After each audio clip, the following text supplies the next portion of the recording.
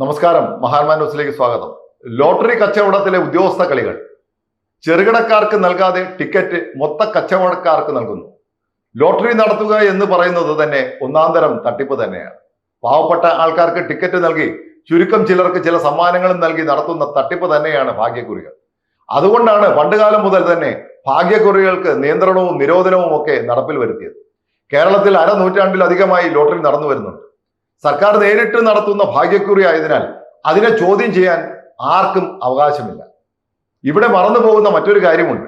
കേരള ഭാഗ്യക്കുറി കൂടാതെ മറ്റു ചില സംസ്ഥാനങ്ങളിലെ ലോട്ടറി ടിക്കറ്റും കേരളത്തിൽ വിറ്റുവന്നിരുന്നു.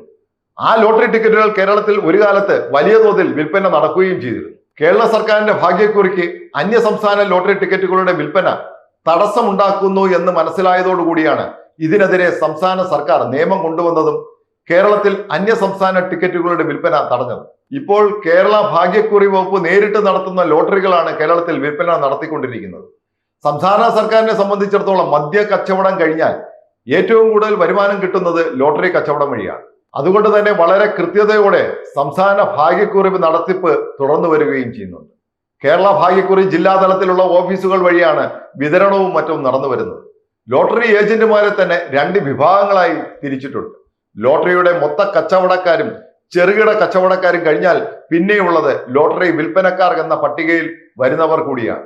കേരളത്തിൽ ലോട്ടറി മൊത്ത കച്ചവടക്കാരാണ് യഥാർത്ഥത്തിൽ ഈ ഏർപ്പാടിലൂടെ കോടിക്കണക്കിന് രൂപ ലാഭം ഉണ്ടാക്കുന്നത്. ടിക്കറ്റ് വിൽപ്പന നടത്തുന്നതിന് ലഭിക്കുന്ന കമ്മീഷനേക്കാൾ വലിയ തുകയാണ് ലോട്ടറി അടിക്കുന്ന ടിക്കറ്റുകൾ വഴി ലഭിക്കുന്ന വരുമാനം. ഭാഗ്യക്കുറി അടിച്ചാൽ അടിക്കുന്ന തുകയുടെ നിശ്ചിത ശതമാനം ഏജൻസി കമ്മീഷനായി നൽകി വരുന്നുണ്ട്. മൊത്ത കച്ചവടക്കാരെ സംബന്ധിച്ചിടത്തോളം ഭീമമായ തുകയാണ് ഇത്തരത്തിൽ ലഭിച്ചുകൊണ്ടിരിക്കുന്നത്. എണ്ണത്തിൽ വളരെ കൂടുതലായി പ്രവർത്തിച്ചു വരുന്നത് ലോട്ടറിയുടെ ചെറുകിട കച്ചവടക്കാരാണ്. ഇവരെ സംബന്ധിച്ചിടത്തോളം അന്നേക്കുള്ള ടിക്കറ്റുകൾ വിലയ്ക്ക് വാങ്ങി അത് വിൽപ്പനക്കാർക്ക് കൈമാറുന്നു എന്നതാണ് നടന്നു വരുന്ന സമ്പ്രദായം. ഇവർക്കും ചെറിയ തോതിൽ അടിക്കുന്ന സമ്മാനത്തിന്റെ കമ്മീഷൻ തുക ലഭിക്കാറുമുണ്ട്. എന്നാൽ ഈ പറയുന്ന ചെറുകിട ലോട്ടറി കച്ചവടക്കാരെ കബളിപ്പിക്കുന്ന ചില ഏർപ്പാടുകൾ ജില്ലാ ലോട്ടറി ഓഫീസുകളിൽ നടക്കുന്നു എന്ന വാർത്തകളാണ് പുറത്തു വന്നുകൊണ്ടിരിക്കുന്നത്. ചെറുകിട വിൽപ്പനക്കാർ അല്ലെങ്കിൽ ഏജന്റുമാർ ചോദിക്കുന്ന മുഴുവൻ ടിക്കറ്റും നൽകാതെ മിച്ചം പിടിച്ച് അത് വൻകിട ലോട്ടറി ഏജന്റുമാർക്ക് നൽകുന്ന ഒരു ഏർപ്പാട് ജില്ലാ ലോട്ടറി ഓഫീസുകളിൽ നടക്കുന്നു എന്നാണ് പറയപ്പെടുന്നത്. ഇത്തരത്തിൽ ചെറുകിടക്കാരിൽ നിന്നും അടിച്ചുമാറ്റി മൊത്ത കച്ചവടക്കാർക്ക് ടിക്കറ്റുകൾ ആവശ്യാനുസരണം എത്തിച്ചു കൊടുക്കുന്നതിന് ജില്ലാ ലോട്ടറി ഓഫീസുകളിലെ ജീവനക്കാർക്ക് മൊത്ത കച്ചവടക്കാർ മാസപ്പടി നൽകുന്നു എന്ന വിവരവും പുറത്തു വരുന്നുണ്ട്. നിത്യേന ലോട്ടറി എടുക്കുന്നത് കൊണ്ടും ഓരോ ലോട്ടറി ടിക്കറ്റുകളും ഓരോ ദിവസവും വിൽപ്പന നടക്കുന്നത് കൊണ്ടും ലോട്ടറി വകുപ്പിന് കീഴിലുള്ള നിലവിലുള്ള ഉദ്യോഗസ്ഥന്മാർക്ക് നല്ല ജോലി തിരക്കുണ്ട്. തിരുവനന്തപുരത്തെ കേന്ദ്ര ലോട്ടറി ഓഫീസാണ് മുഴുവൻ നിയന്ത്രണവും നിയന്ത്രിക്കുന്നത്.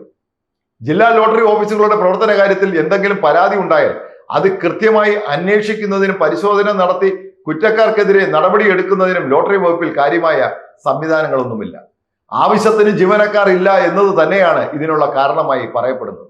ഏതായാലും ഭാഗ്യം വിറ്റ് ജീവിതം പുലർത്തുന്ന ആയിരക്കണക്കിന് വിൽപ്പനക്കാരും അതുപോലെ തന്നെ ചെറുകിട കച്ചവടക്കാരും കേരളം മുഴുവനായി പ്രവർത്തിക്കുന്നുണ്ട്.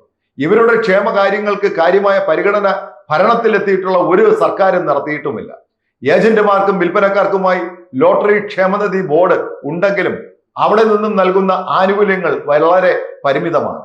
മഴക്കാലമാകുമ്പോൾ ഒരു കുട സമ്മാനമായി നൽകുന്ന പ്രവർത്തനമാണ് ലോട്ടറി വകുപ്പ് ക്ഷേമ പ്രവർത്തനത്തിനായി നടത്തിക്കൊണ്ടിരിക്കുന്നത്.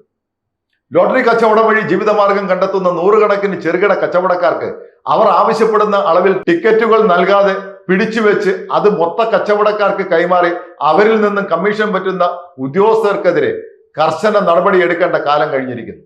കേരളത്തെ സംബന്ധിച്ചിടത്തോളം സർക്കാർ നടത്തുന്ന ഈ ഭാഗ്യക്കുറി ഈ കാലം അത്രയും നല്ല വിശ്വാസ്യതയിൽ പ്രവർത്തിച്ചു വന്നിട്ടുള്ളതാണ്.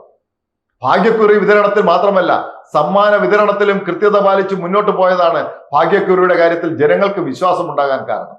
ഈ സാഹചര്യം നിലനിൽക്കുമ്പോൾ ഭാഗ്യക്കുറിയുടെ വിശ്വാസ്യതയും ഭാഗ്യക്കുറി വകുപ്പിന്റെ പ്രവർത്തനങ്ങളും സംശയത്തിലാക്കുന്ന ഏതെങ്കിലും പ്രവർത്തനങ്ങൾ വകുപ്പ് ജീവനക്കാർ നടത്തുന്നുണ്ടെങ്കിൽ അത് അടിയന്തരമായി തന്നെ തടയണം. നന്ദി.